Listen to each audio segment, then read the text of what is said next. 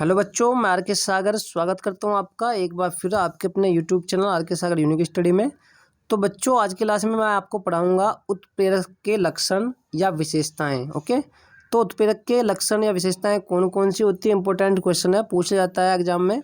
ठीक है, तो बच्चों कक्षा 12 की केमिस्ट्री का चैप्टर 5 जिसका नाम है पृष्ठ रसायन, उसका ये 12वां वीडियो है। अगर आपने इससे पहले के जो 11 वीडियो जो है वो सब नहीं देखी हैं तो बच्चों उन सभी की प्लेलिस्ट बनी हुई है, आप प्लेलिस्ट में जाकर उन सभी वीडियोज़ को देख सकते हैं और अपने अच्छे से समझ करके वहाँ से अच्छे अच्छे सुंदर सुंदर से नोट्स वहाँ से आप बना सकते हैं, जो कि आपको आसान लैंग्वेज में मिलेंगे और आपको उन्हें याद करने में भी आसानी होगी और समझने में भी आसानी होगी।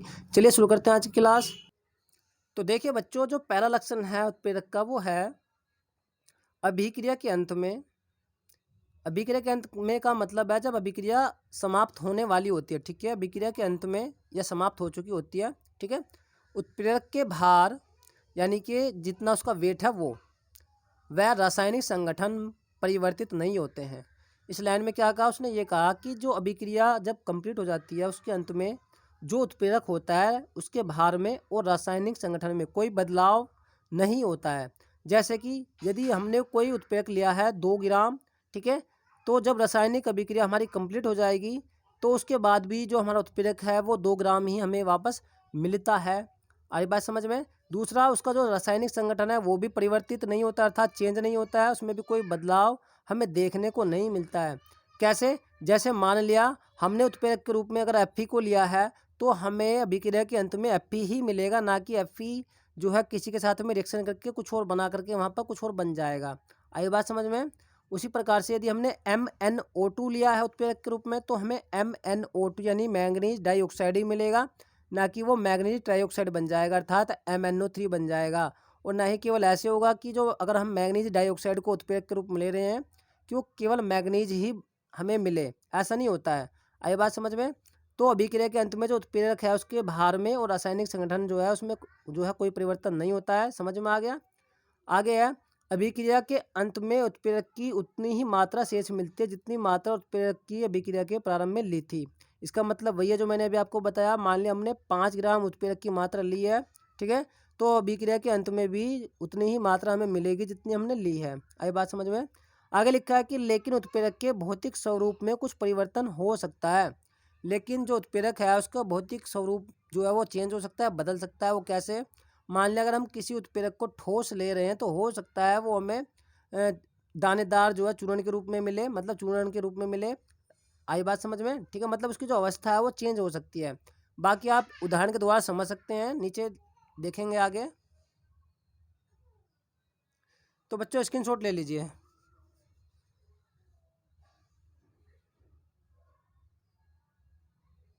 तो देखिए बच्चों, ये है उदाहरण, इसके द्वारा आप और अच्छे से समझ जाएंगे।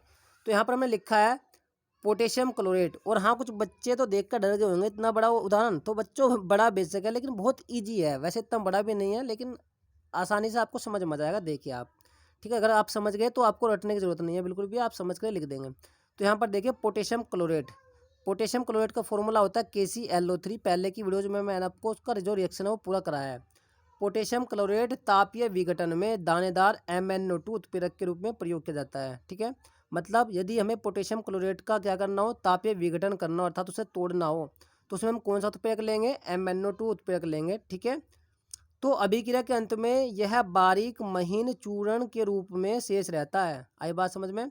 ठीक है, तो हमने लिया कैसे था इसको? दानेदार लिया था MnO2 उत्प्रेरक को, यानी कि थोड़ा दाने दाने से लिए थे। दाने तो आप समझते हो, जैसे सरसों के दाने, इस प्रकार के। ठीक है, तो इस प्रकार के रूप में हमने इसको लिया था। ठीक है, पोटेशियम क्लोरेट के तापीय विघटन में। और अभिक्रिया के अंत में हमें कैसे मिला? उसमें ये मिला हमें महीन चूर्ण के रूप में, यानी कि बिल्कुल बारीक चूर्ण के रूप में शेष मिला हमें वहाँ। और जितनी मात्रा में इसे प्रयोग किया था उतनी मात्रा में ये शेष रहता है। मान लिया अगर 2 ग्राम लिया था तो 2 ग्राम मिलेगा, 5 ग्राम लिया तो 5 ग्राम। अगली बात समझ में। ठीक है, दूसरा देखिए इसका जो लक्षण है उत्प्रेरक का, तो पहला लक्षण आपको समझ में आ गया होगा। दूसरा है कि उत्प्रेरक की थोड़ी सी मात्रा ही रासायनिक अभिक्रिया के वेग को परिवर्तित करने में पर्याप्त होती है। आई बात समझ में।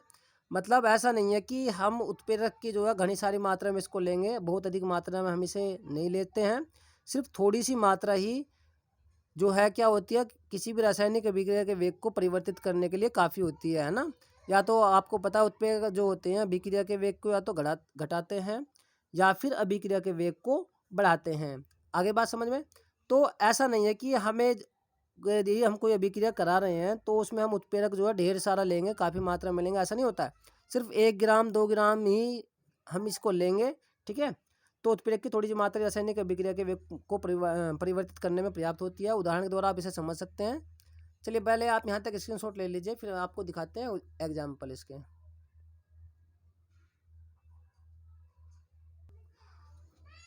तो देखिए बच्चों, इसका उदाहरण हमने लिया है 10 की पावर 7 ग्राम हाइड्रोजन प्रोक्साइड। देख लो कितना लिया है, 10 की घात 7 ग्राम हाइड्रोजन प्रोक्साइड कितनी होगी के विघटन को परिवर्तित करने में 1 ग्राम प्लेटिनम ही पर्याप्त होता है।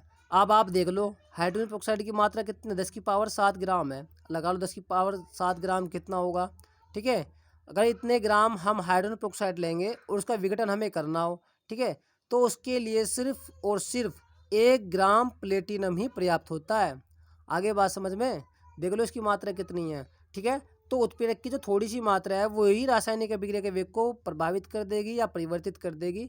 ऐसा नहीं है कि हमें वो जो है अधिक मात्रा में चाहिए, किलो में चाहिए, है ना, या कुंटलों में चाहिए, ऐसा नहीं है। सिर्फ थोड़ी बहुत मात्रा ही क्या कर देती है, अभिक्रिया के वेग को प्रभावित करेगी, अर्थात या तो अभिक्रिया के वेग को बढ़ाएगी। आपको पता है उत्प्रेरक क्या होते हैं, या तो अभिक्रिया के वेग को बढ़ाते हैं या फिर घटाते हैं। नेक्स्ट देखिए बच्चों, नंबर 3 है कि उत्प्रेरक की जो प्रकृति है वो विशिष्ट होती है, स्पेशल होती है अपने आप में, ठीक है। नंबर 4 है उत्प्रेरक किसी भी अभिक्रिया को प्रारंभ नहीं करते हैं, ये केवल अभिक्रिया के वेग को प्रभावित करते हैं, ठीक है। तो क्या मतलब हुआ इसका? मतलब ये हुआ कि अगर हम चाहें कि भाई ये जो अभिक्रिया है वो प्रारंभ हो जाए उत्प्रेरक के द्वारा, तो ऐसा नहीं होगा कि उत्प्रेरक किसी अभिक्रिया को प्रारंभ करेंगे, ठीक है। बस ये क्या करेंगे, केवल अभिक्रिया के वेग को प्रभावित करेंगे, ठीक है। बाकी उत्प्रेरक के अभिक्रिया को कौन प्रारंभ करेगा? अभिक्रिया को जो प्रारंभ करेंगे वो अभिकारक करेंगे। आई बात समझ में? कौन करेगा अभिक्रिया को प्रारंभ? अभिक्रिया को जो प्रारंभ करेगा वो अभिकारक करेंगे, ना कि उत्प्रेरक। तो उत्प्रेरक क्या करेंगे, ये किसी अभिक्रिया को प्रारंभ नहीं करेंगे, बस क्या करेंगे, केवल अभिक्रिया के वेग को प्रभावित करते हैं, अर्थात अभिक्रिया के वेग को या तो घटाते हैं या फिर अभिक्रिया के वेग को ये जो क्या करते हैं, बढ़ा देते हैं, ठीक है। तो ये 4 लक्षण थे उत्प्रेरक के जो कि इम्पोर्टेंट थे, आपको अच्छे से समझ में आए होंगे, ठीक है।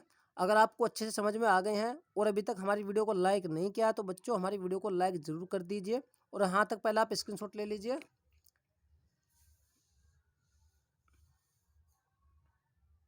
तो ले लिया बच्चों स्क्रीनशॉट। तो बच्चों एक बात मैं आपको बता दूं कि जो भी आप हमारी वीडियो देखते हैं उससे प्लेलिस्ट में जाकर देखें, वीडियो 1 से देखें। अगर आप वीडियो 1 से देखेंगे तो डेफिनेटली आपको अच्छे से समझ में आएगी, ठीक है। और वहाँ से आप अपने अच्छे अच्छे नोट्स वहाँ से बना सकते हैं जो कि आपको आसान लैंग्वेज में मिलेंगे, ठीक है। तो बच्चों मिलता हूँ मैं आपको नेक्स्ट वीडियो में, तब तक के लिए नमस्कार, जय हिंद, जय भारत। अपना ख्याल रखें, पढ़ते जरूर रहें।